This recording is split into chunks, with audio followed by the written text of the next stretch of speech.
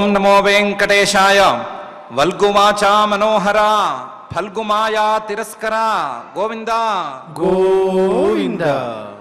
హంసస్సఖా మానసదేశవాసీ విజ్ఞాతచేష్టో విదితాహ్వయస్త్వం శరీరసంఘాంతరభోగదృష్టే కిం వా మమ స్యాః ప్రియగోచరస్త్వం అని భూతభౌతిక ప్రపంచ నిర్మాత అఘటిత ఘటనాపటు మాయాధిష్ఠాత అయిన శ్రీనివాస పరమాత్ముని దర్శనమివ్వవలసిందిగా ప్రార్థించుకుంటూ శ్రీశుకుల వారు ఉపదేశం చేసిన శ్రీమద్భాగవతం యొక్క అధ్యయన కార్యక్రమాన్ని ప్రారంభించుకుందాము. ప్రారంభంలో యథాప్రకారం ఆచార్యుల వారితో కలిసి ప్రార్థనా శ్లోకాలను చదువుకుందాము. మంగళాచరణం చేసుకుందాం. శ్రీ గురు ప్రార్థనా.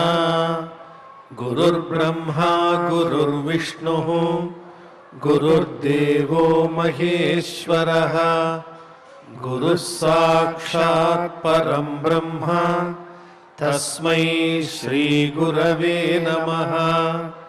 శ్రీనివాస ప్రార్థనా. సుమనోవర పూజ్యాయ సుమనోహృదివాసినే సుమనోభిః ప్రపూజ్యాయ శ్రీనివాసాయ తే నమః. అథ సంకల్పః.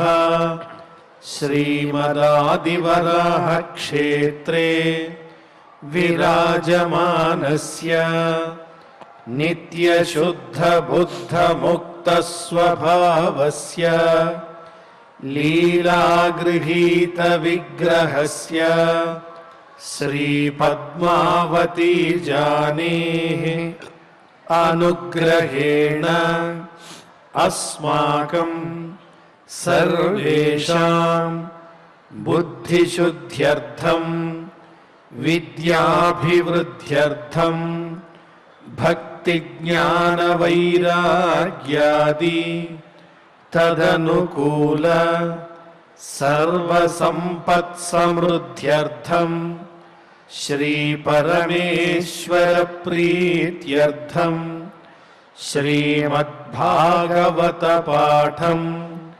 కరిష్యామహే. అస్య శ్రీమద్భాగవత స్తోత్ర మహామంత్రస్య నారద ఋషిః బృహతి ఛందః శ్రీకృష్ణః పరమాత్మా దేవతా బ్రహ్మ బీజం భక్తిశక్తిః జ్ఞానవైరాగ్యే కీలకం అస్మాకం శ్రీమద్భగవత్ప్రసాదసిద్ధ్యర్థే పాఠే వినియోగః. ధ్యానం నారాయణాక్షరపరాధిగమాయ యోగ్యాం వ్యాసప్రసూతశుకశృంఖలయోపదిష్టాం సంసారమూలదలనాయ చిరాయ సేవ్యాం విద్యామిమాం విదత భాగవతాభిరామాం. శ్రీ గురుభ్యో నమః. వైదర్భి చాలా పెద్ద కష్టంలో పడిపోయింది. ఆ పడిన కష్టాన్ని తలుచుకుని బాధపడుతూ గట్టిగా ఏడుస్తూ ఇక ప్రాణాలే విడిచిపెట్టేయాలి అనేటువంటి పరిస్థితికి వచ్చింది. ప్రాణాలు విడిచిపెట్టడానికి కావలసిన ఏర్పాట్లన్నీ దాదాపుగా చేసుకుంది. ఇంకేముంది, ఆ అగ్గిలో దూకేయవలసినటువంటి సందర్భంలో ఒక బ్రాహ్మడొచ్చి మాటలు మొదలుపెట్టాడు. ఈ బ్రాహ్మడు ఈవిడికి వాస్తవానికి అపరిచితుడు కాడు. అపరిచితుడు కాకపోయినా సరే పాపం వైదర్భికి మాత్రం ఈయన గుర్తులేడు. అయినా సరే అతను వచ్చి చాలా ప్రేమగా స్నేహంగా ఆవిడతో మాట్లాడి ఆవిడ్ని సాంత్వనపరచటం ప్రారంభించాడు. తత్ర పూర్వతరః కశ్చిత్ సఖా బ్రాహ్మణ ఆత్మవాన్ సాంత్వయన్ వల్గునా సామ్నా తామాహ రుదతీం ప్రభో అని మహర్షి గారు ఆ వైదర్భి గారి కష్టాన్ని తీర్చడానికి వచ్చినటువంటి బ్రాహ్మణి గురించి మొదలు ప్రారంభం చేశారు. బ్రాహ్మణ ఉవాచ, వచ్చిన బ్రాహ్మడు అన్నాడు, కాత్వం కస్యాసి కోవాయం శయానో యస్య శోచసి జానాసి కిం సఖాయం మాం ఏనాగ్నే విచర్త అని అడిగాడు. సాంత్వనం చేస్తున్నట్లే ఉన్నాడు. సాంత్వన వాక్యాలేవో 2-3 పలికితే పలికాడేమో. అందులోంచే కొన్ని ప్రశ్నలను లేవదీశాడు. లేవదీసి ముందు కాత్వం, నువ్వెవరివి అని అడిగాడు. కాత్వం. కస్యాసి, నువ్వు ఎవరికి సంబంధించిన దానివి అని అడిగాడు. శయాన యస్య కోబాయం, ఈ పడుకున్నాడే, లేవకుండా పడుకున్నాడు కదా, ఈయనెవరు? కోబాయం శయాన. ఈ శయాన పడుకున్న వాణ్ణి గురించే నువ్వు ఆలోచిస్తున్నట్లుంది. యస్య శోచసి, ఇతని విషయంలోనే నువ్వు బాధపడుతున్నట్లుంది. బాధపడుతున్నావు కదా, మరి ఈయనెవరు? ఇవన్నీ సరే. జానాసి కిం సఖాయం మాం, నేను నీకు స్నేహితుడినే, నా గురించి నీకు తెలుసా అని అడిగాడు. జానాసి కిం సఖాయం మాం. జానాసి కిం సఖాయం మాం అంటే ప్రతి వాళ్ళు నేను నీకు స్నేహితుడినే అని అనొచ్చు, అలా కాదు. ఏన అగ్రే విచచర్త, నువ్వు ఇంతకుముందు నాతో కలిసి తిరిగావు, మనిద్దరం కలిసి తిరిగాము, మనిద్దరం సహచరులము. అలాంటి సహచర్యం ఉన్నటువంటి స్నేహితుడిని నేను, నా గురించి నీకేమైనా తెలుసా అని అడిగాడు. కాత్వం కస్యాసి కోవాయం శయానో యస్య శోచసి జానాసి కిం సఖాయం మాం ఏనాగ్రే విచచర్త అని. ఇందులో కాత్వం అడిగితే ఏం చెప్పచ్చు? వైదర్భి అని చెప్పచ్చు. కస్యాసి, ఎవరమ్మాయివి అని అడిగితే రాజసింహస్య వేష్మని, కాబట్టి రాజసింహుడి గారి అబ్బాయిని, విదర్భదేశ రాజకుమారిని నేను అని చెప్పుకోవచ్చు. కోవాయం శయాన అంటే మహానుభావుడైన మలయధ్వజ మహారాజు గారు అని చెప్తే చెప్పచ్చు. యస్య శోచసి వరకు చెప్తే చెప్పచ్చు, అంతవరకు పర్వాలేదు. కానీ ఉన్నట్టుండి అడవిలో ముక్కు మొహం తెలియని బ్రాహ్మడు వచ్చాడు. వచ్చి నేను నీకు స్నేహితుడిని, మన ఇద్దరం కలిసి తిరిగాము, నా గురించి నీకు తెలుసా అని అడిగితే పాపం ఇవిడేం చెప్తుంది? నాకు తెలియదంది. తెలియదంటే ఆ బ్రాహ్మడు మళ్ళీ పైకి చెప్తున్నాడు, అపి స్మరసి చాత్మానం అవిజ్ఞాత సఖం సఖే హిత్వా మాం పదమన్విచ్చన్ భౌమ భోగరతో గతః అని. ఒకవేళ నేనెవరో తెలియకపోవచ్చు, కానీ నా విషయంలో నీకు కనీసం గుర్తు ఉండాలి కదా, జ్ఞాపకం అనేది ఉండి తీరాలి కదా, జ్ఞాపకం ఉందా అని అడిగాడు. అపిస్మరసి, అపిస్మరసి, నీకేమన్నా నాకు విషయంలో గుర్తైనా ఉందా? కనీసం లీలగానైనా గుర్తుందా? అపిస్మరసి చాత్మానం, నేను నీకు చాలా పరిచయం ఉన్నవాణ్ణి, గత జన్మలో నీతో కలిసి తిరిగినటువంటి వాణ్ణి. అవిజ్ఞాత సఖం సఖే, సఖే ఓ స్నేహితుడా లేదా స్నేహితురాలా, అవిజ్ఞాత సఖం, నీకు గత జన్మలో అవిజ్ఞాత అనే పేరుతో నేను స్నేహితుడిగా ఉన్నాను, ఏమైనా లీలగానైనా గుర్తుందా? అపి స్మరసి చాత్మానం అవిజ్ఞాత సఖం సఖే అని అడిగాడు. అడిగితే ఈ జన్మలో ఉన్నవే సరిగ్గా గుర్తుండవు, ఇంకా గత జన్మతాలు గుర్తులు నాకేముంటాయి అని వైదర్భి అంది.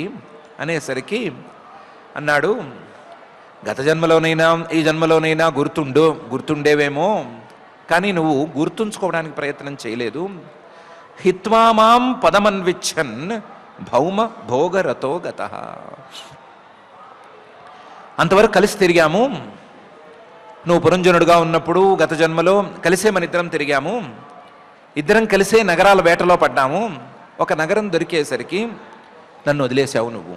హిత్వా మాం పదమన్విచ్చన్, నగరం దొరికేంత వరకు నాతో కలిసి ఉన్నావు, నగరాలను వెతికేటప్పుడు నాతోనే ఉన్నావు, కానీ నగరం దొరికేసరికి నన్ను వదిలేశావు. నన్ను వదిలేసి భౌమ భోగరతో గతః, ఆ నగరంలో ఉండేటువంటి ఆ భూమిలో ఉండేటువంటి భోగాలను అనుభవించాలి అనే ఆశతో గత లోపలికి వెళ్ళిపోయావు, ఏవో నీ పాటలేవో నీవు పడ్డావు, కానీ నన్ను మాత్రం గుర్తుంచుకోలేదు. ఆ క్షణాన్ని వదిలిపెట్టిన వాడివి వదిలిపెట్టినట్టే ఉన్నావు. గుర్తుండకపోవటానికి నువ్వు వేరే వైపు మనసు పెట్టడం అనేది కారణం అని చెప్పాడు. అపిస్మరసి చాత్మానం అవిజ్ఞాత సఖం సఖే హిత్వా మాం పదమన్విచ్చన్ భౌమ భోగరతో గతః అని.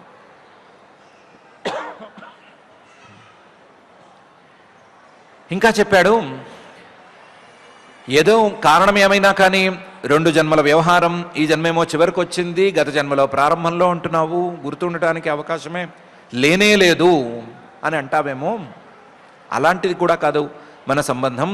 మన సాహచర్యం అనేది ఎన్నో వేల జన్మలకు సంబంధించింది అని అంటున్నాడు. హంసావహంత్ చత్వం చార్య సఖాయౌ మానసాయనౌ అభూతామంతరావౌక సహస్ర పరివత్సరాన్ అని. ఉదాహరణగా చెప్పుకోవాలి అంటే మనిద్దరము 2 హంసల్లాగా కలిసి తిరిగాము. హంసావహంచత్వం చార్య, నేను ఒక హంసనే, నువ్వు ఒక హంసవే. మనిద్దరం హంసపక్షుల్లాగా తిరిగాము. హంసలు అంటే మానస సరోవరంలో ఉంటాయి అని అంటారు. అలాగే మానసాయనౌ, ఎప్పుడు మానస సరోవరంలోనే ఉంటూ ఉండేవాళ్ళము. సఖాయౌ, హంసలు అక్కడ చాలానే ఉండవచ్చు, కానీ మనిద్దరం మాత్రం స్నేహితులము, స్నేహంగా ఉండేటువంటి 2 హంసల లాంటి వాళ్ళము. అభూతాం, కలిసే తిరిగాము. అంతరా వా ఓకహ, మనిద్దరికీ కూడా అక్కడ నిలువ నీడ అంటూ ఏమీ లేదు. మానస సరోవరం అంటే మొత్తం నీళ్లే, నీళ్లు తప్ప ఇంకేమీ లేవు. మనిద్దరం కలిసి అక్కడ ఉండేవాళ్ళం, మనకేం అక్కడ గూడు పాడు ఏమీ లేదు. అంతర ఇవ ఓకహ సహస్ర పరివత్సరాన్, వేలకు వేల సంవత్సరాల కొద్దీ, వేలకు వేల ఏళ్లకి మనం ఇలాగే తిరుగుతూ ఉండేవాళ్ళము. హంసావహం చత్వం చార్య సఖాయౌ మానసాయనౌ. ఇంకా చల్లకొచ్చిన తర్వాత కుండం దాచకూడదు. మనిద్దరము ఆత్మస్వరూపులము, మనిద్దరము హంసలము, పరిశుద్ధమైనటువంటి ఆత్మస్వరూపులము.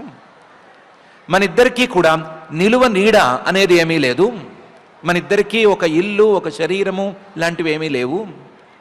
హంసౌ అహంచ త్వం చార్య సఖాయౌ, మనిద్దరం 2 పక్షులు స్నేహంగా ఇలా ఎగురుతూ వెళుతూ ఉంటాయో అలా స్నేహంగా ఉండేటువంటి వాళ్ళము. ద్వాసుపర్ణ సయుజా సఖాయా సమానం వృక్షం పరిషస్వజాతే అనే ఉపనిషద్వాక్యంలో చెప్పినటువంటి స్నేహితులము మనిద్దరము.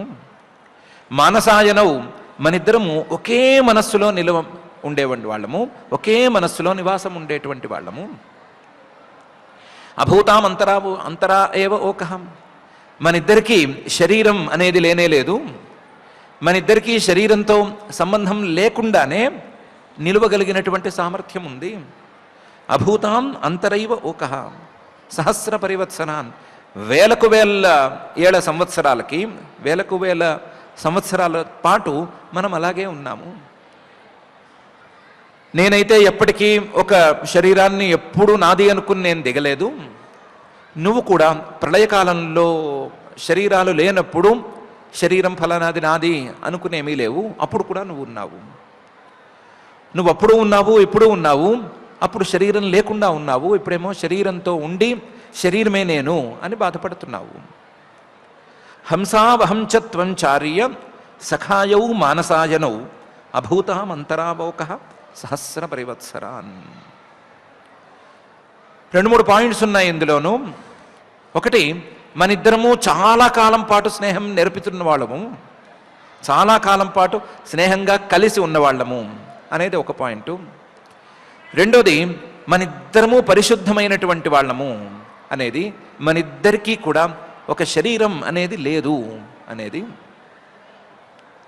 శరీరం అనేది మనిద్దరికీ లేదు, మనిద్దరము పరిశుద్ధమైనటువంటి వాళ్ళమే. మనిద్దరము ఒకవేళ ఉండేట్టయితే ఒకే మనస్సులో ఒకే చోట ఉంటాము, అలాంటి వాళ్ళము. మనిద్దరము కలిసికట్టుగా ఉండేటువంటి వాళ్ళము. హంసావహంచత్వం చార్య సఖాయౌ మానసాయనౌ అభూతామంతరావోక సహస్ర పరివత్సరాన్. నువ్వేం చేశావు అంటే సత్వం విహాయ మాం బంధో గతో గ్రామ్యమతిర్మహీం విచరన్ పదమద్రాక్షి కయాచిత్ నిర్మితం స్త్రియా. సత్వం విహాయ, నాతో కలిసి వేలకు వేల ఏళ్ల సంవత్సరాల పాటు ఉన్నటువంటి నువ్వు, ఎన్నో ప్రళయకాలాలను చూసినటువంటి నువ్వు విహాయ నన్ను వదిలిపెట్టేశావు. బంధో, నువ్వు నాకు బంధువే, నా యొక్క అంశమే నువ్వు, అయినా సరే నన్నే విడిచిపెట్టేశావు. గతః, ఎక్కడికో వెళ్ళిపోయావు. ఎందుకు వెళ్ళిపోయావు? గ్రామ్యమతి, గ్రామ్యమతి, గ్రామ్య సుఖాలను అనుభవించాలి అనేటువంటి ఆశతో వెళ్ళిపోయావు. గ్రామ్య సుఖాలు చెప్పుకోదగ్గ సుఖాలేమీ కావు, ఆత్మానందానికి కనీసం కాలి గోటికి కూడా సరిపోవు అలాంటి సుఖాలు. వాటిని అనుభవించడానికి వెళ్ళిపోయావు. గతో గ్రామ్యమతి. మహీం, భూమి మీదకి వెళ్ళావు, ఇంకో చోటుకి వెళ్ళావు, ఎక్కడెక్కడికో వెళ్ళావు. మహీం విచరన్, గత జన్మలో భూమంతా తిరిగావు కదా, తిరిగి పదమద్రాక్షి, ఒక స్థానాన్ని చూశావు, ఒక నగరాన్ని చూశావు. కయాచిన్ నిర్మితం స్త్రియా, ఆ నగరాన్ని పురంజని అనే ఆవిడ నాది అని చెప్పింది కదా, నాదే ఇది, నన్ను పెళ్లి చేసుకుంటే లోపలికి వెళ్ళొచ్చు అని చెప్పింది కదా, అంటే ఆవిడది, ఆవిడే కట్టుకుందేమో. కయాచిత్ నిర్మితం స్త్రియా, ఆవిడ కట్టిందో, ఆవిడ తల్లి కట్టిందో, ఎవరో కట్టారు. ఆ కట్టిన నగరంలోకి నువ్వు ప్రవేశించాలి అనుకున్నావు, అక్కడికి వెళ్ళి గ్రామ్య సుఖాలను అనుభవించాలని అనుకున్నావు, అనుభవించాలనుకుని నన్ను విడిచిపెట్టేశావు. సత్వం విహాయ మాం బంధో గతో గ్రామ్యమతిర్మహీం విచరన్ పదమద్రాక్షి కయాచిత్ నిర్మితం స్త్రియా. ఈ పురం, ఈ నగరం ఎలాంటిది అంటే పంచారామం, నవద్వారం, ఏకపాలం, త్రికోష్ఠకం, షట్కులం, పంచవిపణం, పంచ ప్రకృతి, స్త్రీధవం అనేటువంటి నగరం. అలాంటి నగరం కోసం నన్ను విడిచిపెట్టేసుకున్నావు. పంచారామం, ఈ నగరం చుట్టూ 5 ఉద్యానవనాలు ఉన్నాయి కాబట్టి పంచారామం. నవద్వారం, ఈ నగరానికి 9 ద్వారాలున్నాయి కాబట్టి నవద్వారం. ఏకపాలం, ఈ నగరానికి ఒక సర్పం పాలకుడుగా పనిచేస్తోంది కాబట్టి ఇది ఏకపాలం. త్రికోష్ఠకం, ఈ నగరానికి 3 ప్రాకారాలున్నాయి కాబట్టి ఇది త్రికోష్ఠకం. షట్కులం, ఈ నగరంలో కొంచెం తెలివైన వాళ్ళు లేదా రకరకాల పనులు చేసుకునే వాళ్ళు 6 రకాల వాళ్ళు ఉన్నారు. 6 కులాలు పని చేసుకునే కులాలు ఉన్నాయి కాబట్టి షట్కులం. ఈ నగరంలో పని జరిగేటువంటి స్థానాలు, వ్యాపారము, వాణిజ్యము మొదలైనవి జరిగేటువంటివి 5 ఉన్నాయి కాబట్టి పంచవిపణం. పంచవిపణం, ఈ నగరంలో నీకు సహాయకులుగా 5 ప్రధానులు లేదా 5 మంత్రులు ఉన్నారు కాబట్టి పంచ ప్రకృతి. ఈ నగరానికి నేనే అధిపతిని అని పురంజని గారు ప్రకటించింది కాబట్టి, ముందే చెప్పింది కదా నాదే అని చెప్పింది కదా, కాబట్టి స్త్రీధవం. పురంజని అనేటువంటి స్త్రీ నాయకురాలుగా ఉన్నటువంటి నగరం. అలాంటి నగరం కోసం పంచారామం, నవద్వారం, ఏకపాలం, త్రికోష్ఠకం, షట్కులం, పంచవిపణం, పంచ ప్రకృతి, స్త్రీధవం అనేటువంటి నగరం కోసం నన్ను విడిచిపెట్టుకున్నావు. ఆ నగరంలో ఉండే భోగభాగ్యాలను అనుభవించటం కోసం నాతో సాహచర్యాన్ని వదిలేసుకున్నావు అని బ్రాహ్మడు అన్నాడు. ఇందాకే అనుకున్నాం కదా చల్లకొచ్చిన తర్వాత ఇంకా ముంత దాచటం అనేది అనవసరమని. అందుకని ఆయనే మళ్ళీ ఈ పంచారామం, నవద్వారం, ఏకపాలం, త్రికోష్టకం, షట్కులం, పంచవిపణం, పంచప్రకృతి, స్త్రీధవం అనే పదాలకి 1-2 తక్కువగా అర్థాలను తానే చెప్పేస్తున్నాడు. నువ్వు ప్రవేశించింది పురంలో, నగరంలో కాదు, ఒక శరీరంలో. ఆ శరీరంలో పంచేంద్రియార్థ ఆరామాహ ద్వార ప్రాణా నవప్రభో తేజోబన్నాని కోష్ఠాని కులం ఇంద్రియ సంగ్రహ. పంచారామం అన్నాను కదా, పంచ ఇంద్రియార్థ ఆరామాహ. 5 జ్ఞానేంద్రియాలు ఉంటే 5 జ్ఞానేంద్రియాలతో తెలుసుకోవలసినటువంటి 5 విషయాలు ఆరామాలు లాంటివి. ఆరామాలు అంటే ఉద్యానవనాలు, పార్క్స్ లాంటివి. అలాంటివి ఇవి. ఎలాగైతే ఉద్యానవనానికి వెళ్ళిన వాళ్ళు అక్కడ విహరించుదామని అనుకుంటారో, అలాగే ఈ విషయాలలో విహరిద్దామని అందరూ అనుకుంటారు, జీవులందరూ అనుకుంటారు. కాబట్టి పంచ ఇంద్రియార్థా ఆరామా. నవద్వారం అన్నాను కదా, ద్వార ప్రాణా. వాయువు వెళ్ళటానికి లేదా ఇంద్రియాలు ఉండటానికి వీలుగా ఉండే ఛిద్రాలు అవే 9. ప్రాణాహ నవ, ద్వార ప్రాణాహ నవ. ప్రాణద్వారాలు, లేకపోతే ఇంద్రియ స్థానాలు, లేకపోతే గాలి సంచరించడానికి వీలుగా ఉండేటువంటి ఛిద్రాలు 3 కలిపితే ఉండేవి ఈ 9 ద్వారాలు. ద్వార ప్రాణాహ నవ ప్రభో. నవద్వారం. ఏకపాలం అంటే ఒకే పాలకుడు, ఆయన 5 పడగలున్నటువంటి సర్పం అనేది వేరు. తేజోబన్నాని కోష్ఠాని. నగరానికి, ఈ శరీరానికి ఉండేటువంటి ప్రాకారాలు తేజ, ఆపహ, అన్నం అనేటువంటి మూడు భూతాలు. ఈ శరీరంలో ప్రధానంగా ఉండేవి. శరీరాన్ని ప్రధానంగా ఒక కోటని ప్రాకారాలు కాపాడినట్లుగా కాపాడేవి తేజస్సు అంటే శరీరంలో ఉండవలసిన ఉష్ణత, ఆపహ శరీరంలో ఉండేటువంటి నీరు, అన్నం శరీరాన్ని కఠినంగా దృఢంగా ఉంచవలసినటువంటి పృథివీ భాగం. కాబట్టి తేజోబన్నాని కోష్ఠాని, కాబట్టే త్రికోష్టకం అన్నాను. షట్కులం అన్నాను కదా. కులం ఇంద్రియ సంగ్రహ. 5 ఇంద్రియాలు, చూసే కన్ను, వినే చెవి, వాసన పీల్చే ముక్కు, అలాగే స్పర్శను చూసేటువంటి త్వగింద్రియము, అలాగే మిగిలిన రసాన్ని లేదా రుచిని చూసేటువంటి రసనేంద్రియము అనే 5 జ్ఞానేంద్రియాలు. ఈ 5 జ్ఞానేంద్రియాలకు నాయకుడిగా పనిచేసేటువంటి మనస్సు అనే 6 ఇంద్రియాల సమూహం, ఇంద్రియ సంగ్రహ, ఇదే షట్కులం. కాబట్టి ఇలాంటి షట్కులంతో కూడింది ఈ శరీరం. ఈ శరీరం కోసమే నన్ను విడిచిపెట్టావు.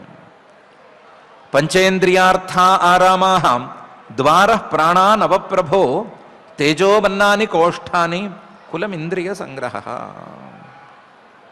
విపణస్తు క్రియాశక్తి భూత ప్రకృతిరవ్యయ శక్త్యధీశ పుమాంస్తవత్ర ప్రవిష్టో నావబుధ్యతే అని కూడా అన్నాడు.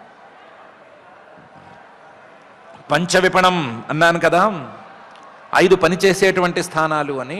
పనిచేసేటువంటి స్థానాలు కావు, పనిచేసేటువంటి ఇంద్రియాలు. పంచ విపణం. విపణస్తు క్రియాశక్తి. క్రియాశక్తి ఉన్నటువంటి 5 కర్మేంద్రియాలు అవే విపణ స్థానంలోను. అలాంటి ఇంద్రియాలు 5 ఉన్నాయి కాబట్టి 5 ఇంద్రియాలతో కూడిన శరీరాన్ని పంచవిపణం అని అన్నాను. పంచ ప్రకృతి అన్నాను కదా, 5 ప్రధానులు ఉన్నారు, 5 మంత్రులు ఉన్నారు అని. 5 మంత్రులు కాదు, 5 భూతాలవి, పంచభూతాలు. పంచ ప్రకృతి, భూత ప్రకృతి. ఈ భూత ప్రకృతి, ఈ భూతాలన్నీ కూడా ఈ శరీరాన్ని తయారు చేసి పెట్టినాయి.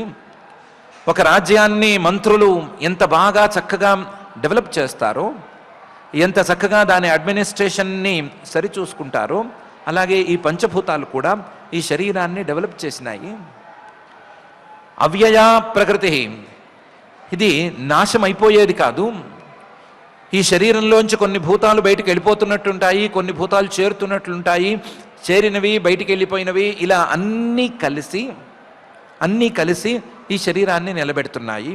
కాబట్టి పంచ ప్రకృతి అని పేరు పెట్టాను దీనికి. విపణస్తు క్రియాశక్తి భూత ప్రకృతి రవ్యయ. స్త్రీధవం అన్నాను కదా, స్త్రీధవం అంటే శక్తి అధీశ. శక్తే అంటే బుద్ధిశక్తే అధీశ, ప్రధానంగా ఉండేటువంటి నగరం ఇది. బుద్ధిశక్తే ప్రధానంగా ఉండేటువంటి శరీరము. ఎప్పుడైతే బుద్ధిశక్తి ప్రవేశించిందో అప్పుడు సహజంగానే మాయాశక్తి కూడా ప్రవేశించింది. కాబట్టి మాయాశక్తే ప్రధానంగా ఉండేటువంటి శరీరం ఇది. శక్తి అధీశ. ఇలాంటి నగరం ఇది. ఈ నగరంలో ఉండేటువంటి ఏ అంశంతోనూ నీకు నాకు సంబంధమే లేదు. ఏ అంశంతోనూ సంబంధం లేదు.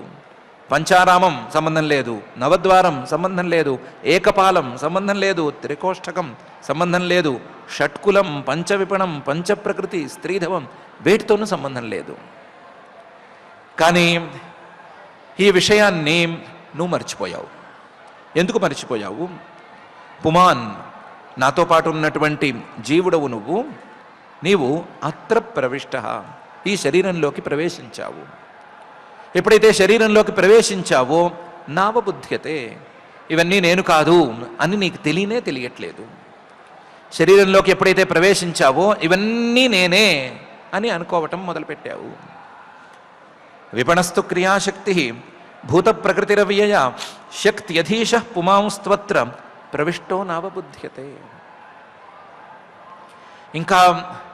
ఇంకా జాగ్రత్తగా చెప్పుకోవాలి అంటే, పుమాంస్త్వత్ర ప్రవిష్ట, ఏ జీవుడైనా సరే ఈ శరీరంలోకి ప్రవేశిస్తే, ఇలాంటి శరీరంలోకి ప్రవేశిస్తే నావబుద్ధ్యతే మాత్రమే కాదు, శక్త్యధీశ, ఆ శక్తి తాలూకు అధీనంలోకి వెళ్ళిపోతాడు.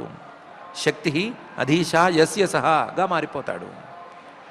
తాను రాజుగా ప్రవేశిద్దామనుకుంటాడు, కానీ తాను మరొకరి అధీనంలో ఉండిపోతాడు.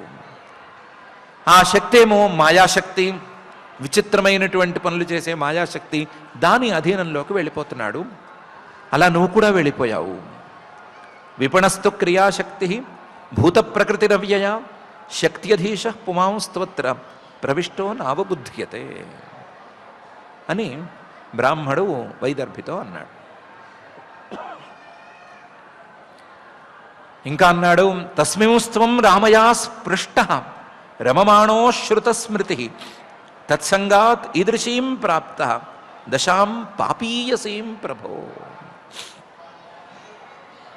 నువ్వు ఈరోజు ఇంత కష్టపడుతున్నావు కదా, ఇంత కష్టకాలంలో ఉన్నావు కదా, దానికి కారణం గత జన్మలో నువ్వు ఆ శరీరంలోకి ప్రవేశించటమే. తస్మిన్, గత జన్మలో, కథాభాగంలో అదే ఉంది కాబట్టి, గత జన్మలో ఆ శరీరంలోకి త్వం ప్రాప్త, వెళ్ళావు, ప్రవేశించావు కదా. ప్రవేశించిన వాడివి రామయ స్పృష్ట, నిన్ను సంతోషపెడతాను అని ఆ పురంజని అంది కదా. రామయ స్పృష్ట, ఆ రామ, ఆ పురంజని ఎవరో కాదు, బుద్ధే. మాయాశక్తి యొక్క రూపాంతరం, ఆ మాయాశక్తి యొక్క రూపాంతరం నిన్ను సంతోషపెడతాను అని చూపించింది. దాంతో రామ నన్ను సంతోషపెడుతుంది అని అనుకుని లోపలికి వెళ్ళావు. వెళితే స్పృష్ట, ఆవిడ నిన్ను మొత్తం తొక్కేసింది. తస్మిన్ త్వం రామయా స్పృష్ట, తొక్కేసింది అంటే అభిభూత, నీ స్వస్వరూపం అనేది కానీ, నీ యొక్క స్నేహితుడైనటువంటి నేను కానీ నీకు గుర్తు రావటం లేదు అనే తీరులో తొక్కింది. మిగతాదంతా ఆవిడ చెప్పినట్లుగా సంతోషపెట్టడం అనేది ఆవిడ తీరులో ఆవిడ చేసింది. దాంతో నీవు రమమాణ, ఆవిడ ఏం చూపిస్తే చూస్తూ రమమాణ, సంతోషంగా ఉన్నానని అనుకుంటూ కూర్చున్నావు. రమమాణ, నా గురించి గుర్తు లేకపోవటం అనేది నువ్వు చెప్పవలసిన విషయం కాదు. నా గురించి గుర్తు లేకపోవటం అనేది నీ యొక్క తప్పు, అది అపరాధం. ఎందుకంటే నా గురించి నీకు గుర్తు రావటానికి వీలుగా ఎన్నెన్నో వాక్యాలను నేనే చెప్తూ వచ్చాను. శృతం, నువ్వు నా గురించి విన్నావు. నేను నీతో కలిసి ఉండటాన్ని అనుభవించటం అనే సంగతి మర్చిపోతే పోయావు, కానీ నా గురించి నువ్వు విన్నావు. శృతం, కానీ ఈ రమణంలో పడిపోయి, ఈ ఆనందంలో పడిపోయి, ఈ మాయాశక్తి ద్వారా వచ్చినటువంటి భోగాలలో పడిపోయి ఆ శృతాన్ని మర్చిపోయావు, అశ్రుతంగా చేసేసుకున్నావు. ఆ శృతాన్ని మళ్ళీ నువ్వు గుర్తు పెట్టుకోవటం లేదు, గుర్తుంచుకోవటం లేదు. అశ్రుత స్మృతిగా మారిపోయావు. శృతే స్మృతి తవ నాస్తి. నువ్వు విన్న విషయాలు కూడా నీకు గుర్తులేవు, నాతో కలిసి ఉన్నది గుర్తులేదు, నీకు వినిపించింది కూడా నీకేమీ గుర్తులేదు. ఆ పరిస్థితికి వచ్చేసావు. తత్సంగాత్ ఈదృశీం ప్రాప్త, ఆ బుద్ధితో కలిసి ఉండటం వలన ఈదృశీం ప్రాప్త, బుద్ధితో కలిసి నీ స్వరూపాన్ని మర్చిపోయి, నన్ను కూడా మర్చిపోయి భోగాలలో పూర్తిగా మునిగిపోవటం వలన ఈదృశీం ప్రాప్త, ఇలాంటి దశని పొందావు. ఈదృశీం ప్రాప్త దశాం. ఇప్పుడు నువ్వు ఉన్న పరిస్థితికి నువ్వు ఉన్నది మంచి దశలోనా లేకపోతే కష్ట దశలోనా అని అడిగితే నువ్వేం చెప్తావు? చాలా కష్టంలో ఉన్నాను అనే చెప్తావు కదా. చాలా కష్టంలో ఉన్నావు. పాపీయసీం ప్రభో, చాలా కష్టంలో ఉన్నావు. ఈ కష్ట దశని నువ్వు పొందావు. పొందటానికి కారణం ఆ బుద్ధితో నువ్వు కలవటము అని బ్రాహ్మడు అన్నాడు. తస్మింస్త్వం రామయా స్పృష్ట రమవాణో శ్రుతస్మృతి తత్సంగాత్ ఈదృశీం ప్రాప్త దశాం పాపీయసీం ప్రభో అని.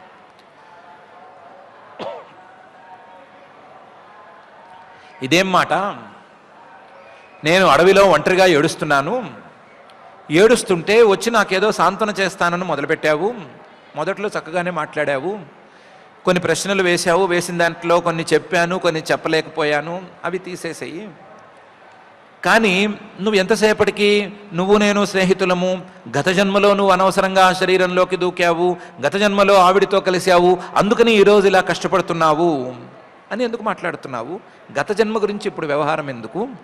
నేను వైదర్భిని, వైదర్భి విదర్భరాజ కుమార్తెని, ఈయన మలయధ్వజుడు, ఈయన పడుకున్నవాడు మలయధ్వజుడు. ఈయన పడుకోవటం వలన నాకు ఈ కష్టం వచ్చింది. దీని గురించి మాట్లాడు నువ్వు. ఇప్పటి పరిస్థితి గురించి మాట్లాడాలి కానీ గత జన్మలు ఆ జన్మలు వేలకు వేల సంవత్సరాల పాటు మనం అక్కడ ఉన్నాము ఇవన్నీ ఇప్పుడు ఎందుకు అంటే, ఒకసారి ఆ వచ్చిన బ్రాహ్మడు అన్నాడు, నత్వం విదర్భదుహిత నాయం వీరస్సుహృత్తవ నపతిస్త్వం పురంజన్యా రుద్ధో నవముఖేయయా. నేను వచ్చేదే అక్కడికి, నువ్వు విదర్భరాజకుమార్తెవి కానే కావు. నత్వం విదర్భదుహిత. విదర్భరాజు యొక్క కుమార్తె ఎవరవ్వాలి అంటే నీ శరీరం అవ్వాలి, శరీరం అవ్వాలి. నత్వం విదర్భదుహిత నాయం వీర సుహృత్తవ. ఇక్కడ పడుకున్నటువంటి పడిపోయినటువంటి ఈ మలయధ్వజుడు తవ సుహృత్నా, నీ స్నేహితుడు, నీ పతి కానే కాడు. అయితే గీతే ఆ శరీరానికి అవ్వాలి. నాయం వీర సుహృత్తవ. అంతేకాదు న పతిస్త్వం పురంజన్యా.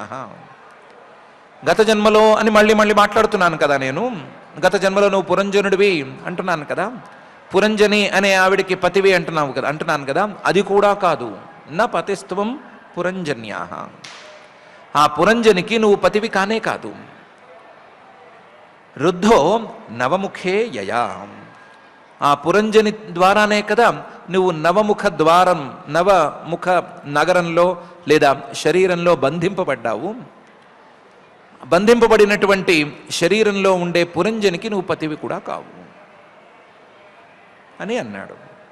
నత్వం విదర్భదుహిత నాయం వీరస్సుహృత్తవ న పతిస్త్వం పురంజన్యా రుద్ధో నవముఖే యయా అని అన్నాడు. ఏమన్నాడు? నువ్వు స్త్రీవి కాదు, పురుషుడివి కావు. ఈ జన్మలో స్త్రీవి అనుకున్నట్లయితే గత జన్మలో పురుషుడివి ఎలా అయ్యావు?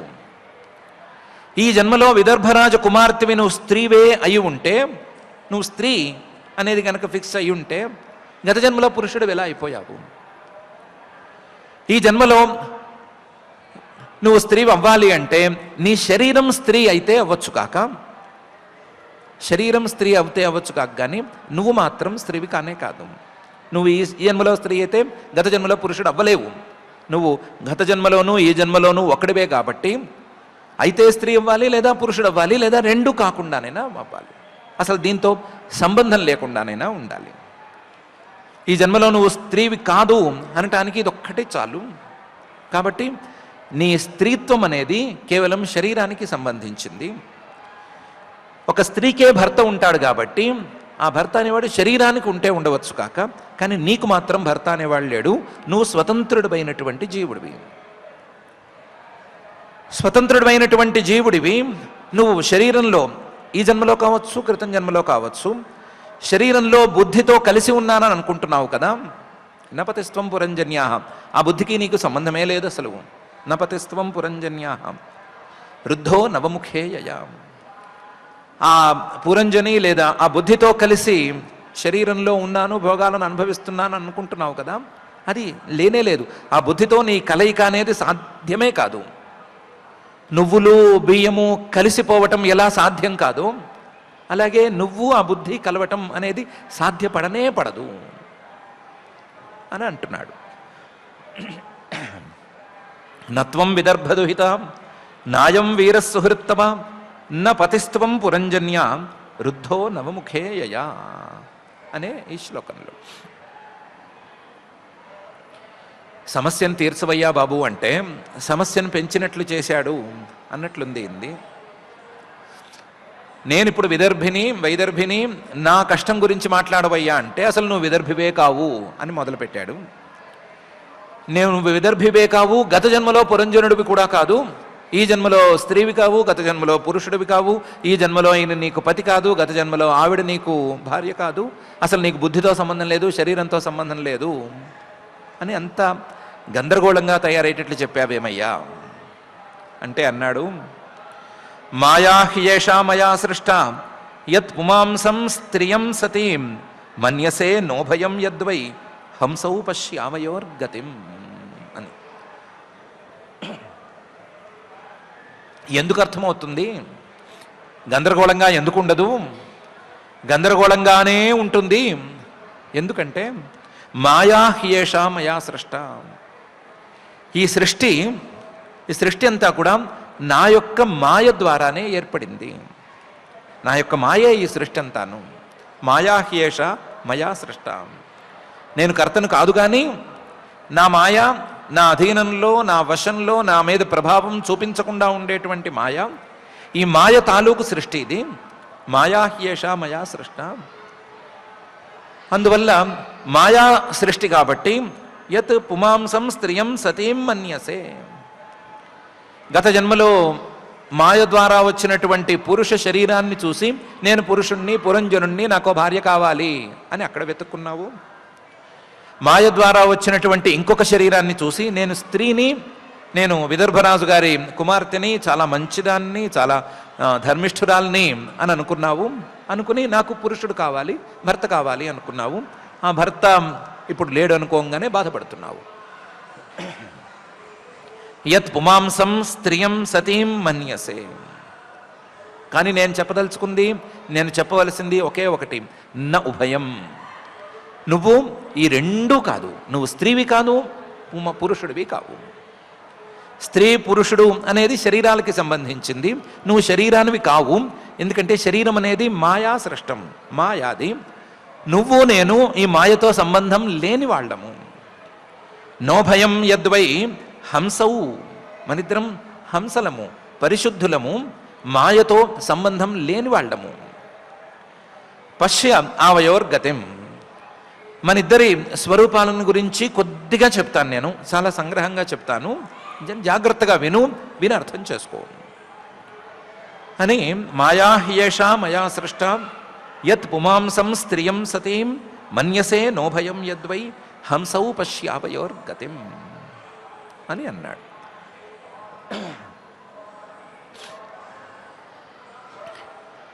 ఈ శరీరం మాయ ద్వారా వచ్చింది. ఈ శరీరంలో ఉండేటువంటి ప్రతి భాగము మాయ ద్వారానే వచ్చింది. శరీరానికి సంబంధించింది ప్రతిదీ మాయ ద్వారానే వచ్చింది. నువ్వు నేను మనిద్దరం మాత్రం ఈ మాయతో సంబంధం లేని వాళ్ళము అని చెప్పాడు. మాయతో సంబంధం లేని వాళ్ళము అంటే నేను ఇందులోకి దూకలేదు కాబట్టి నేను పరిశుద్ధుడిగానే ఉండగలిగాను. నువ్వు ఇందులోకి దూకావు కాబట్టి పరిశుద్ధతను కోల్పోయావు, కనీసం నీ అభిప్రాయం ప్రకారమైనా కోల్పోయావు అని చెప్పాడు. చెప్పి పశ్య అవయోర్గతిం అనటానికి అహం భవాన్ నచాన్యస్త్వం త్వమేవాహం విచక్ష్వభో నౌ పశ్యంతి కవయః ఛిద్రం జాతు మనాగపి అని అన్నాడు. మన ఇద్దరికీ భేదం లేదు. నేను ఇప్పుడు నీకు కనిపించడానికి ఒక బ్రాహ్మణ వేషంలో వచ్చాను, కానీ నేను నీకు స్నేహితుడిగా ఉండేటువంటి పరమాత్మను. అహం నేను భవాన్ నువ్వు ఒకటే, అహం భవాన్ నేను నువ్వు ఒకటే, న చాన్యస్త్వం నాకంటే నువ్వు వేరు కాదు. ఎందుకు వేరు కాదు? నా యొక్క అంశానివి, నా యొక్క భాగానివి. అనంతుడనైనటువంటి నాకు నీవు అంశానివి. అహం భవాన్ న చాన్యస్త్వం త్వమేవ అహం విచక్ష్వ. నువ్వు అనుకుంటున్నట్లుగా పురంజనుడివో వైదర్భివో ఇంకొకడివో కావు. త్వమేవ అహం, నువ్వు నేనే. త్వమేవ అహం. నేను శరీరాలతో సంబంధం లేదు అని మొత్తుకుంటున్నాను కదా, శరీరాలతో సంబంధం లేని నేనే నువ్వే నేను. త్వమేవాహం విచక్ష్వ, దీన్ని విచారించి నిర్ణయించుకో.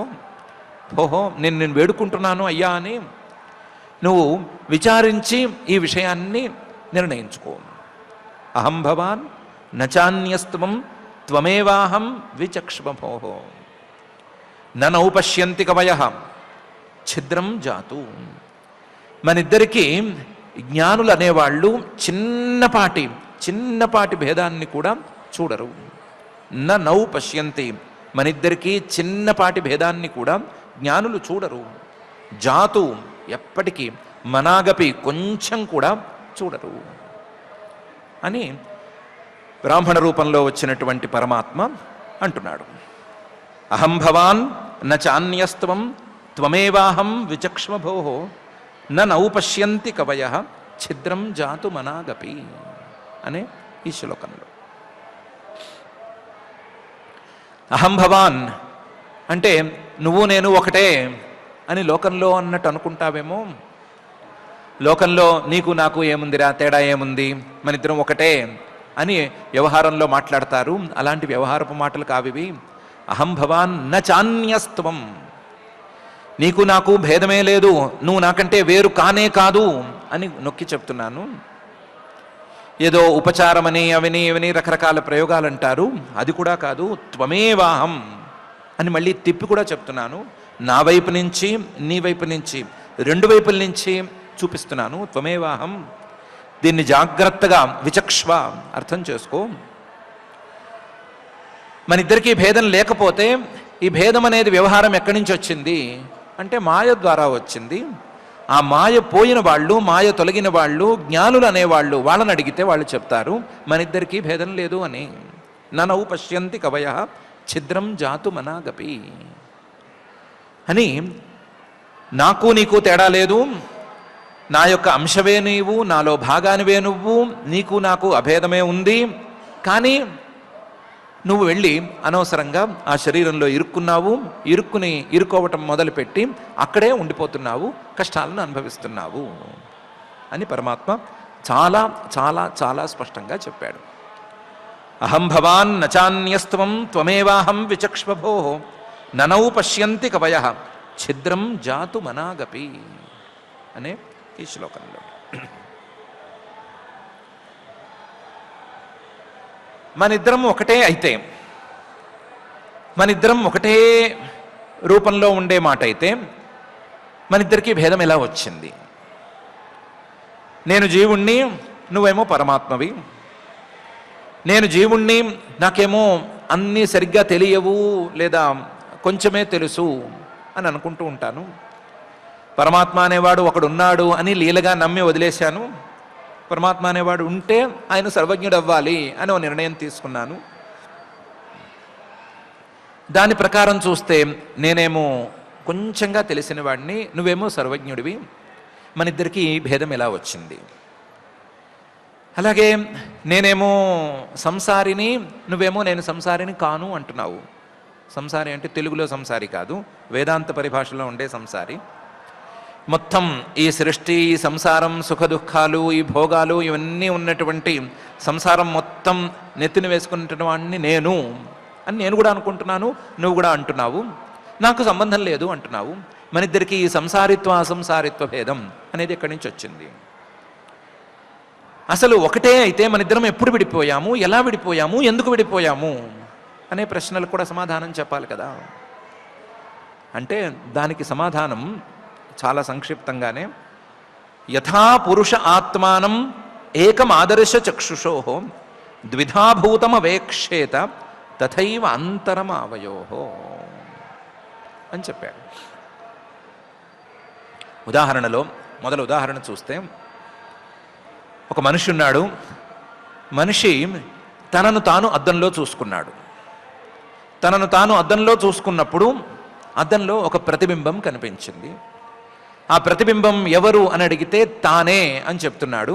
కానీ ప్రతిబింబాన్ని తాను చూస్తున్నాడు అని చెప్తున్నాడు. ప్రతిబింబం తానే అంటున్నాడు. ఆ ప్రతిబింబాన్ని ఎవరేమన్నా ఒప్పుకోవటం లేదు. ప్రతిబింబం మీద ఎవరైనా పొరపాటున పుతుక్కున ఉమ్మేస్తే కోపం కూడా వస్తోంది. తానే అనే జ్ఞానం ఉంది, కానీ అది తనకు ఎదురుకుండా ఉంది అని, తాను దాన్ని చూస్తున్నానని అనుకుంటున్నాడు. అలాగే కొంచెం జాగ్రత్తగా చూస్తే, తనకు ఎదురుకుండా ఎవరైనా మనిషి నుంచుంటే ఆ మనిషి కంట్లో తన ప్రతిబింబాన్ని కూడా చూసుకుంటున్నాడు. మనిషి కంట్లో కూడా ప్రతిబింబం కనిపిస్తుంది. ఆ ప్రతిబింబాన్ని చూసుకుంటున్నాడు. అద్దంలో కనిపించే ప్రతిబింబానికి కంట్లో కనిపించే ప్రతిబింబానికి కొంచెం తేడా ఉంది. తేడా ఉంటే ఉంది, కానీ ప్రతిబింబాన్ని అక్కడ చూస్తున్నాడు, ఇక్కడ చూస్తున్నాడు. చూసి తనకు ప్రతిబింబానికి తేడా ఉందంటాడు, తేడా లేదంటాడు. రెండు రకాలుగాను మాట్లాడుతున్నాడు. యథా పురుష ఆత్మానం ఏకం, తాను ఒకడే కదా. ఆదర్శ చక్షుషోహో, అద్దంలోనూ కంట్లోనూ చూసుకుంటున్నాడు ప్రతిబింబం. ద్విధాభూతం, ప్రతిబింబం చూసేటప్పుడు రెండు రకాలుగా చూస్తున్నాడు. తాను ఇక్కడున్నాడు, ప్రతిబింబం ఎదుర్కొండా ఉంది. తానేమో తూర్పుకు తిరిగి ఉన్నాడు, ప్రతిబింబమేమో పశ్చిమానికి తిరిగి ఉంది అని చూస్తున్నాడు.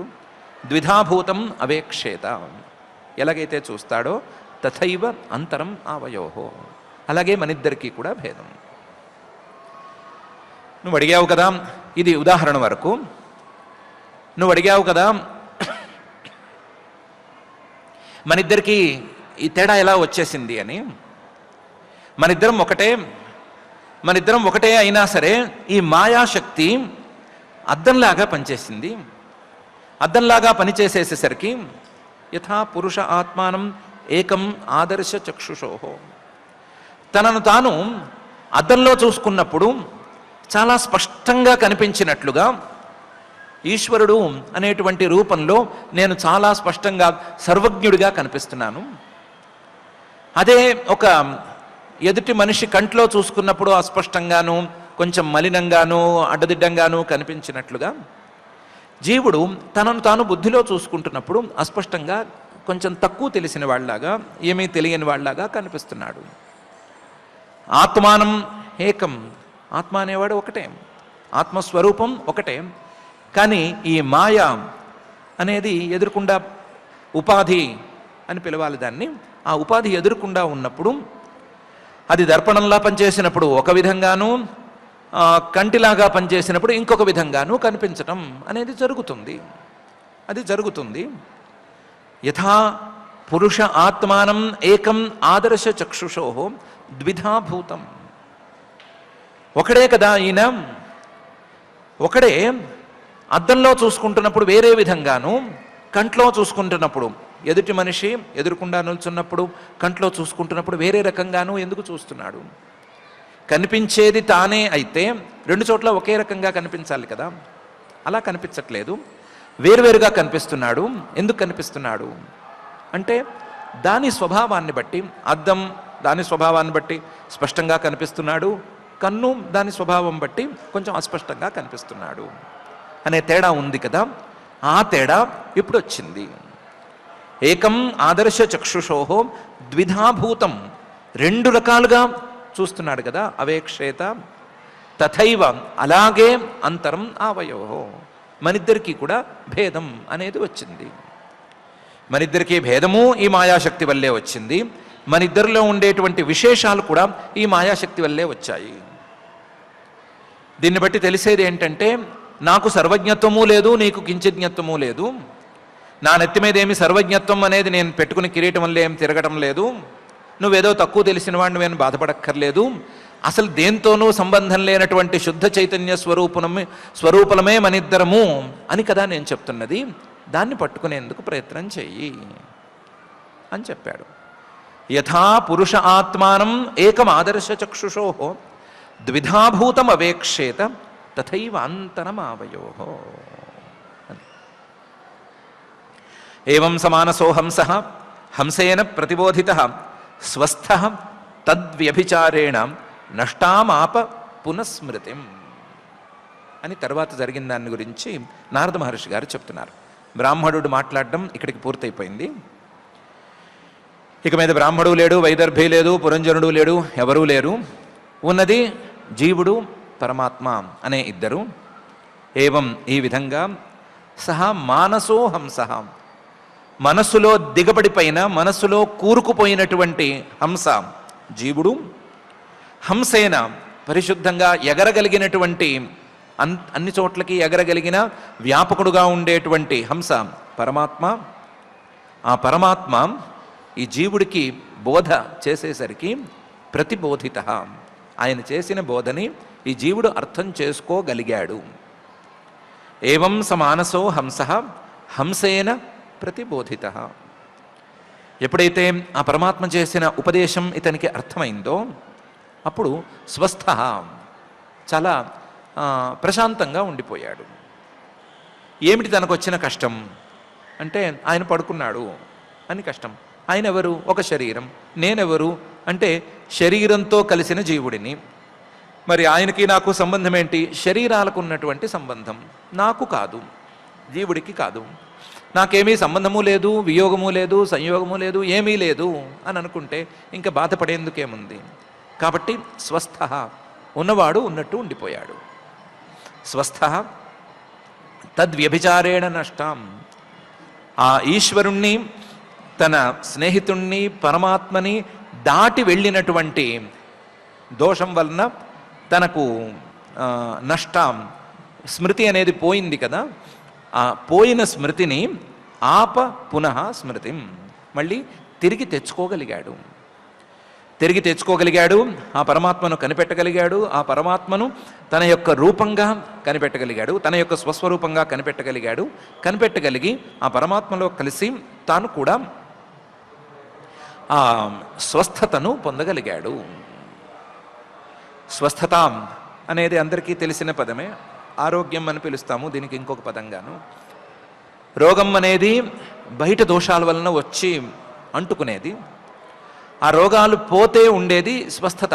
ఇంతకుముందు ఏముండేదో అదే పరిస్థితి ఉండటం అనేది.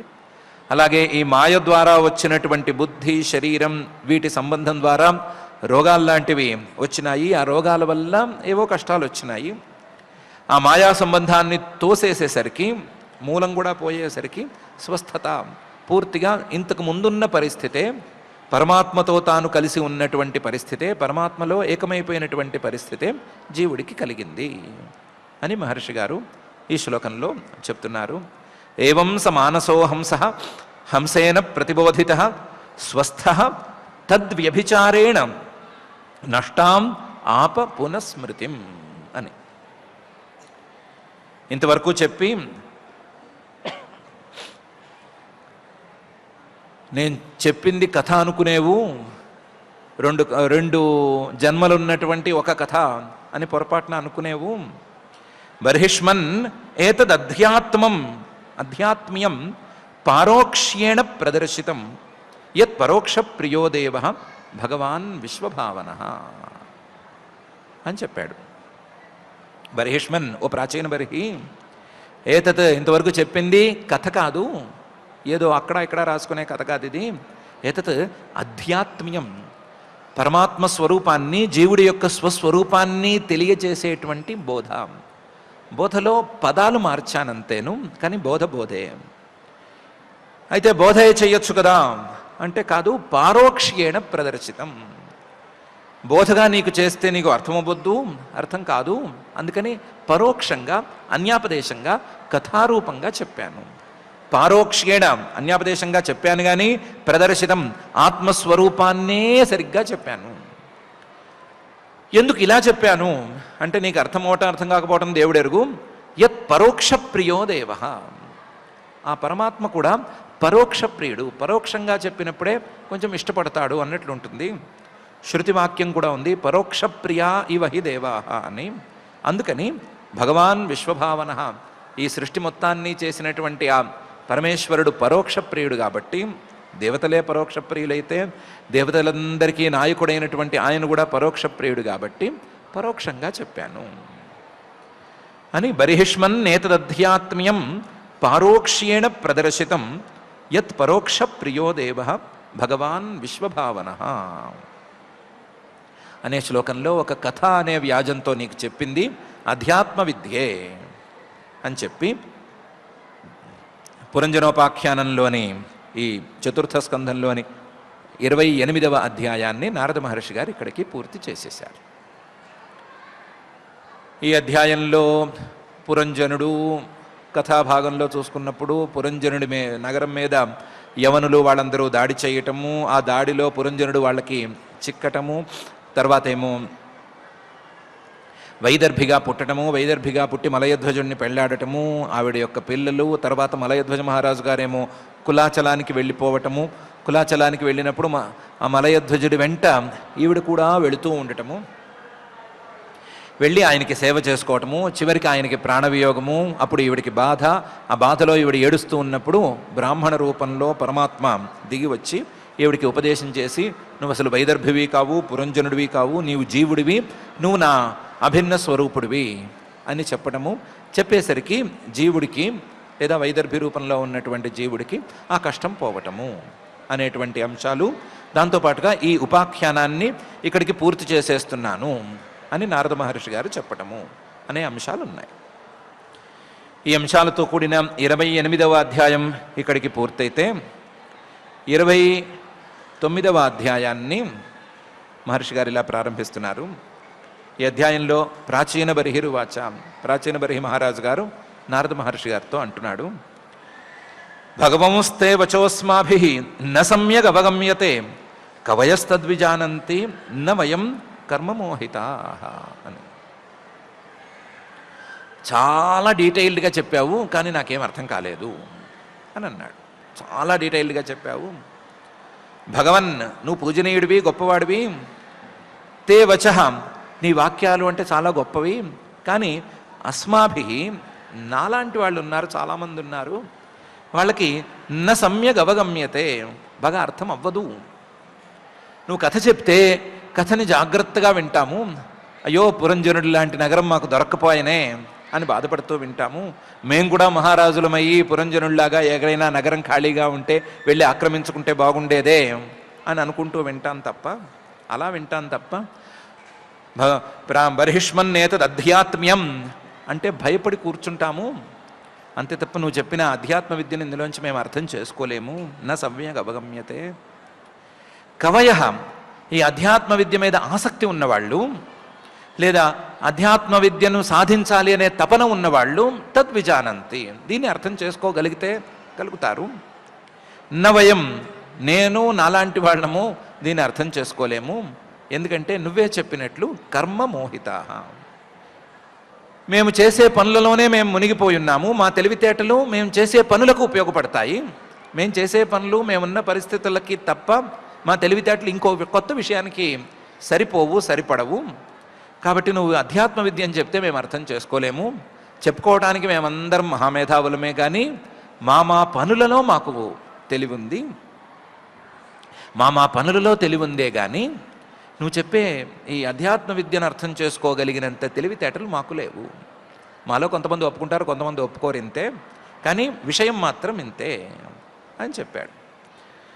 భగవంస్తే వచోస్మాభి న సమ్యగ్ అవగమ్యతే కవయస్తద్విజానంతి న వయం కర్మమోహితా అని అన్నాడు. అంటే నారద మహర్షి గారు దీనికి కూడా సిద్ధపడే వచ్చాడు. ఈయన ఈ మాట అంటే చెప్పాలి కదా అనే ఉద్దేశంతోనే వచ్చాడు. కాబట్టి ఇంతవరకు చెప్పినటువంటి ఉపాఖ్యానానికి ఆ ఉపాఖ్యానంలో పెట్టిన పేర్లకి అర్థాలను తానే చెప్పడం ప్రారంభించాడు. నారద ఉవాచ, నారద మహర్షి గారు, పురుషం పురంజనం విద్యాత్ వ్యనక్త్యాత్మనః పురం యద్వ్యనక్త్యాత్మనః పురం ఏక ద్వి త్రి చతుష్పాదం బహుపాదం అపాదకం అని ప్రారంభించి చెప్తున్నారు. ఎప్పుడో ఆసీత్ పురంజనో రాజా అని మొదలుపెట్టాం కదా, అప్పుడు ఆ పురంజన అని దానికి ఇదే అర్థం. పురంజన అంటే పురుష, జీవుడు అని అర్థము. పురంజన అనే పేరు అతనికి ఎందుకు వచ్చింది అంటే యత్ వ్యనక్తి ఆత్మనః పురం. ఇతను తన పురంతో అంజనం అంటే సంబంధాన్ని అంటించుకోవటాన్ని అలవాటు చేసుకున్నాడు. యత్ వ్యనక్తి వి అనక్తి బాగా దాంతో సంబంధాన్ని కలగజేసుకున్నాడు. అందుకని పురం పురేణ అంజతి అని ఏదో మొత్తం మీద అటు ఇటు చేసి పురంతో సంబంధం కలిగినవాడు, శరీరంతో సంబంధం కలిగినవాడు అనే అర్థంలో జీవుడు అని చెప్పటానికి పురంజన అనే పదం వాడాను. పురుషం పురంజనం విద్యాత్ యత్ వ్యనక్తి ఆత్మనః పురం.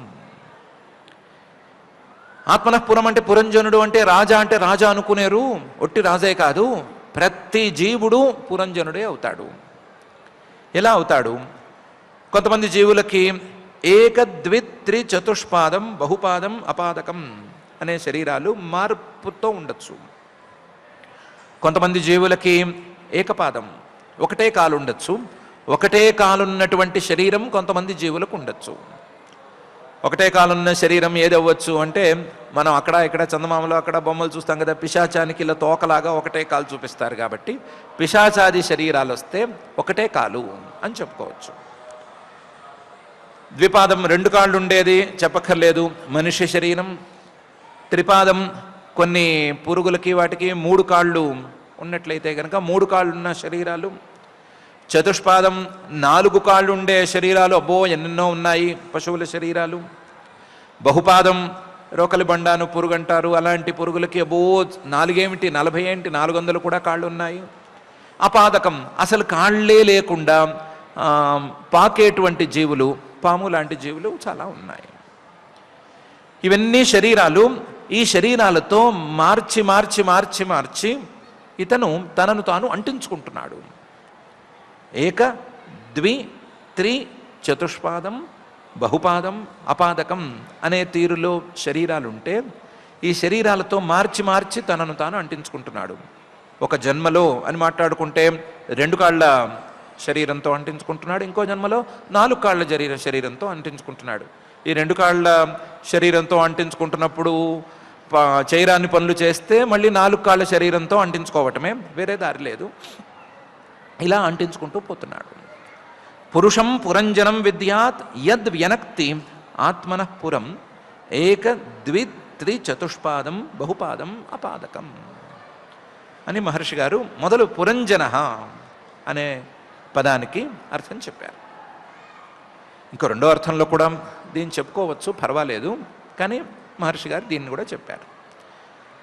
యో విజ్ఞాత హృతస్తస్య పురుషస్య సఖేశ్వరః యన్న విజ్ఞాయతే పుంభిః నామభిర్వా క్రియాగుణై అని తస్యా విజ్ఞాత నామాసీత్ సఖా విజ్ఞాతచేష్టితః అని రెండో భాగంలో చెప్పారు కదా. ఆ చెప్పినప్పుడు ఉండేటువంటి అవిజ్ఞాత అనే స్నేహితుడి గురించి ఇప్పుడే వచ్చినట్లుగా చెప్తున్నారు. యహ అవిజ్ఞాత ఆహృత, అవిజ్ఞాత అనే పేరుతో అతనికి స్నేహితుడు ఉన్నాడు కదా, సఖా స్నేహితుడు ఉన్నాడు కదా. పురుషస్య ఈ పురంజనుడు అనే పేరుతో పిలువబడుతున్నటువంటి జీవుడికి స్నేహితుడు ఉన్నాడని చెప్పాం కదా, ఆయన ఈశ్వరుడు. ఎందుకు అవిజ్ఞాత అని ఆయనకి పేరు పెట్టాము అంటే ఎన్ అవిజ్ఞాయతే పుంభిః నామభిర్వా క్రియాగుణై. ఆయనకి పేర్లు లేవు, రూపాలు లేవు, క్రియలు లేవు, గుణాలు లేవు, ఏమీ లేవు. నామభిర్వా క్రియా గుణై, పేరు కానీ క్రియ కానీ గుణం కానీ ఏమీ లేదు. వీటిల్లో ఏదో ఒకటి ఉంటే, ఒక పేరు ఉంటే ఆ పేరుతో పిలవచ్చు, క్రియ ఉంటే ఆ క్రియతో కలిపి పిలవచ్చు, వంట చేస్తున్నాడనో ఇంకోటనో పిలవచ్చు. ఏదో ఒక గుణం ఉంటే నల్లగా ఉన్నాడనో తెల్లగా ఉన్నాడనో చెప్పుకోవచ్చు. వీటితో సంబంధం లేనివాడు కాబట్టి ఈయన్ని చెప్పేందుకు వేరే పదమే లేక ఉన్న వాటిల్లో కాస్త నయంగా ఉండే పదం అనిపించి అవిజ్ఞాత అని పేరు పెట్టాము. యత్ న విజ్ఞాయతే, ఆయన్ని తెలుసుకోవటం అనేది లౌకిక వ్యవహారంలో కుదరట్లేదు. పుంభిః ఏ పురుషుడు ఆయన్ని తెలుసుకోలేకపోతున్నాడు. నామభిర్వా క్రియయావా గుణైర్వా దేంతో కూడా తెలుసుకోలేకపోతున్నాడు. అందుకని అవిజ్ఞాత అని పేరు పెట్టాము. యో విజ్ఞాత హృతస్తస్య పురుషస్య సఖేశ్వర యన్న విజ్ఞాయతే పుంభి నామభిర్వా క్రియాగుణై అని మహర్షి గారు ఆసీత్ పురంజనో రాజా అని మొదలుపెట్టి తస్యా విజ్ఞాతనామాసీత్ అనే దాన్ని కూడా కలిపి పురంజన అవిజ్ఞాత అనే 2 పదాలకి అర్థాలను ఈ 2 శ్లోకాల్లోనూ చెప్పారు. ఇంకా కూడా కొంచెం పెద్ద అధ్యాయము. ఈ పెద్ద అధ్యాయంలో ఈ పదాలన్నిటికీ అర్థాలను చెప్తారు, పెట్టిన పేర్లన్నిటికీ అర్థం చెప్తారు, అక్కడక్కడ ఆయా సంఘటనల తాలూకు తాత్పర్యాన్ని చెప్తారు. చెప్పి ఇంతవరకు చెప్పింది అధ్యాత్మ విద్యే కానీ కట్టుకథ మాత్రం కాదు అనే విషయాన్ని నారద మహర్షి గారు స్థాపించబోతున్నారు.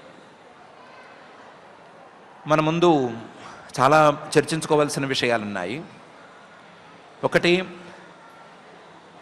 బ్రాహ్మణ వేషంలో వచ్చినటువంటి పరమాత్మ చెప్పినటువంటి అంశాలను అర్థం చేసుకోవటం ఎట్లా అని ఒక అంశాన్ని గురించి చర్చించుకోవాలి.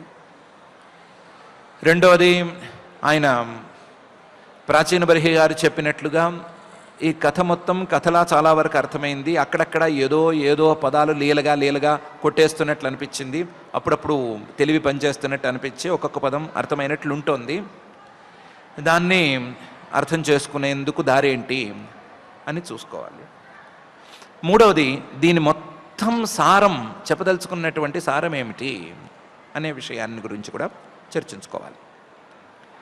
అందులో పరమాత్మ చెప్పినటువంటి అంశాన్ని రకరకాల సందర్భాల్లో వేరువేరుగా మనం గుర్తించి నిర్ణయించుకుందాము. ఇందులో ఈ పదాలు, పురంజనుడు, కథ, వీటి గురించి మహర్షి గారి మాటల్లో ఒకసారి ఆ పదాలకి, ఆ సంఘటనలకి స్థూలంగా అర్థాలను చూసుకుని తర్వాత మళ్ళీ వెళ్ళి ఈ 4 అధ్యాయాల కథని మళ్ళీ ఒకసారి తిప్పి చూసుకుని ఆ కథలో అంతర్లీనంగా దాగి ఉన్నటువంటి విషయాలను కూడా ఒకసారి మనం తెలుసుకునేందుకు కూడా ప్రయత్నం చేసుకుందాం. మళ్ళీ 4 అధ్యాయాలను ఓపికగా తిప్పుకుందాం. మూడవది, దీని యొక్క సారం ఏమిటి, ఇలా మొదలుపెట్టి ఇలా పూర్తి చేయటంలో ఆంతర్యం ఏమిటి అనేటువంటి విషయం, దాన్ని కూడా జాగ్రత్తగా ఈ 2 అధ్యయనాలు పూర్తయిన తర్వాత మనం నిర్ణయించుకుందాం. నిర్ణయించుకోవటమైతే నిర్ణయించుకుందాం, చర్చించుకుందాం, విచారణ చేసుకుందాం అనేవన్నీ ఎలాగో ఉన్నాయి. కానీ బ్రాహ్మణ రూపంలో వచ్చి పరమాత్మ చెప్పిన మాటను మాత్రం మనం ఎప్పటికీ మర్చిపోవద్దు. ఆ చెప్పిన మాట కేవలం వైదర్భికి కాదు, లేదా పురంజనుడికి కాదు, ఇంకోటికి కాదు అని ఆయనకే చెప్పాడు, ఆయనే చెప్పాడు. ఆ చెప్పిన మాట అహం భవాన్ నచాన్యస్త్వం త్వమేవాహం విచక్షుబభో ననౌ పశ్యంతి కవయః ఛిద్రం జాతు మనాగపి అనేటువంటి మాట. ఈ మాటను మాత్రం పొరపాటును కూడా మర్చిపోవద్దు. ఈ మాటను అర్థం చేసుకోవడానికి ఎంత ప్రయత్నమైనా చేసుకుందామేమో కానీ మాట మాత్రం మర్చిపోవద్దు. దీన్ని గట్టిగా పట్టుకుందాము. ఎప్పటికైనా ఈ మాట మనకు అర్థమయ్యి ఆ పరమాత్మ చేసినటువంటి ఉపదేశం మన మనస్సులలో కూడా స్థిరపడి ఆ వైదర్భికి పోయినట్లుగా మనకు కూడా కష్టాలు పోవాలి అని మనం కూడా భావించుకుందాము. ఆ భావనతో ఆ భూత భౌతిక ప్రపంచ నిర్మాత, అఘటిత ఘటనాపటు మాయాధిష్ఠాత అయిన శ్రీనివాస పరమాత్ముని ఈ భావనను మన మనసుల్లో ఉంచవలసిందిగా ప్రార్థించుకుందాము. ప్రార్థించుకుంటూ పారాయణ కార్యక్రమాన్ని ప్రారంభించుకుందాం. ఓం నమో వెంకటేశాయ.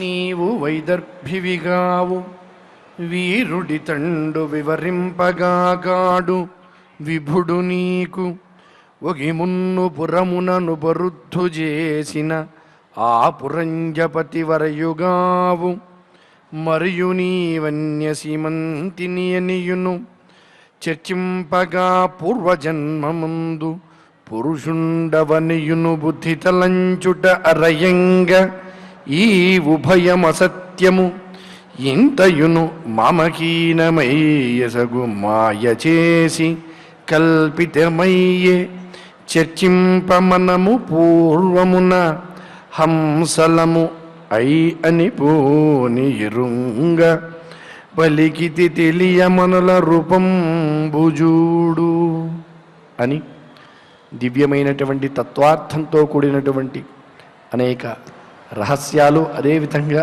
అధ్యాత్మ విద్యకు సంబంధించినటువంటి అద్భుత ఉపాఖ్యానాన్ని అర్థాలతోనూ అంతరార్థాలతోనూ విశేషంగా జన సామాన్యులకందరికీ కూడా అర్థమయ్యే రీతిగా మనకు ఆచార్యముఖంగా ఆ దేవదేవుడు శ్రీమద్ భాగవత అమృత రసాస్వాదంలో భాగంగా అందిస్తూ ఉన్నాడు. నిరంతరము ఇటువంటి జ్ఞానాన్ని పెంపొందించేటువంటి బుద్ధి శక్తిని పరిపూర్ణంగా అందించి ఆ తత్వాన్ని మనందరికీ కూడా అందే విధంగా చేయమని మరొక్క మారు శ్రద్ధగా ప్రార్థిస్తూ నేడు శ్రీమద్ భాగవతంలో 4వ స్కంధంలో 28వ అధ్యాయంలో 52వ శ్లోకం దగ్గర నుంచి మనం పారాయణ చేసుకుందాం. అథ శ్రీమద్భాగవతే పారమహంస్యాం సంహితాయాం చతుర్థస్కంధే అష్టావింశాధ్యాయే శ్లోకాః బ్రాహ్మణ ఉవాచ కాత్వం కస్యాసి కోవాయం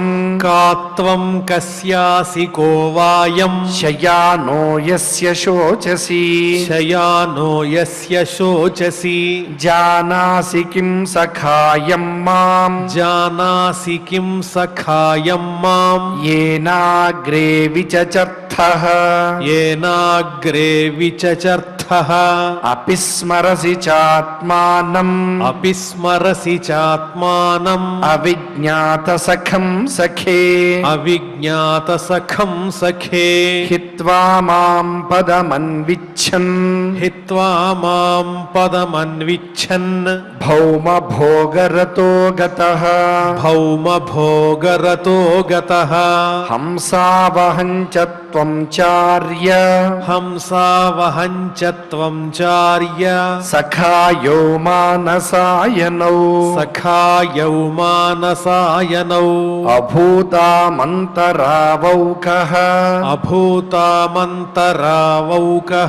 సహస్రపరివత్సరాన్ సత్వం విహాయ మాం బంధో గతో గ్రామ్యమతిర్మహీం విచరన్ పదమద్రాక్షీః కయాచిన్నిర్మితం స్త్రియా పంచారామం నవద్వారం ఏకపాలం త్రికోష్ఠకం షట్కులం పంచ విపణం పంచ ప్రకృతి